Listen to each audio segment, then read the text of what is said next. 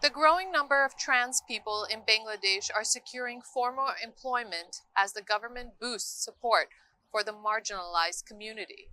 Several transgender-owned and run businesses have started popping up across Dhaka in the last few years. They are depending on each other to create a safe, secure working environment.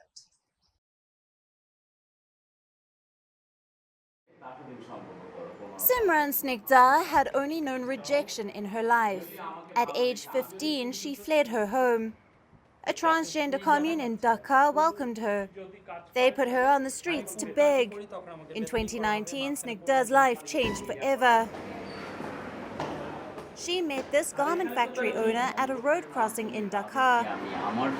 Siddiq Bayan Cynthia, a transgender herself. She hired Snigdha to work at the factory. Her days of begging are over. Today, Snigdha is busy painting, letting her imagination run wild. Every transgender's dream, I believe, is to live a carefree, independent life. I love to roam around on rickshaw or to eat an ice cream in the open without being harassed. I hope people will stop ignoring us. Bangladesh is home to nearly 1.5 million transgender people. They have long faced discrimination, denied education and jobs, kicked out of their homes, and pushed into begging and prostitution. The government has made baby steps towards improving their lives, but transgender people in Bangladesh know their true allies, they themselves. There are scores of talented artists among our community, much better than me. They know vast range of works, including hand painting, oil painting, creating showpieces. Such artworks lie on the floor of their houses while they suffer economically. I hope they will find a faithful hand like I did. I pray they don't go back to begging even for another day.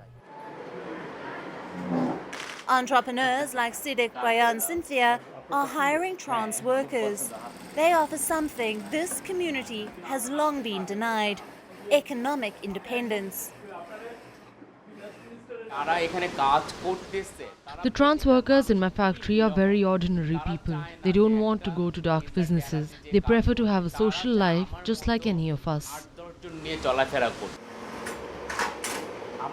Such firms were unthinkable a few years back, and this is where the government deserves some credit. In 2013, trans people were identified as a separate gender. In 2018, they were permitted to vote as the third gender. Not perfect, but commendable for a conservative Muslim nation. The Bangladesh government is offering tax breaks and other benefits to firms hiring trans people. As a result, many such factories and salons have popped up, an exclusive and safe workplace for trans people. Initially, there were smirks and jokes, but slowly the mindset is changing. When I started years ago, people mocked me, saying trans people won't be able to do such productive work. They said we belong to the streets. Those mockeries only made me stronger and stubborn. I promised myself that I'd prove them wrong. And yes, I have showed them that we can work just as well as anybody else. Bangladesh's trans people only have each other. They are helping each other, hiring each other, and paying each other. It's a big stride for Bangladesh, but also a sign of the long journey ahead. South Asia Bureau, WION World is One.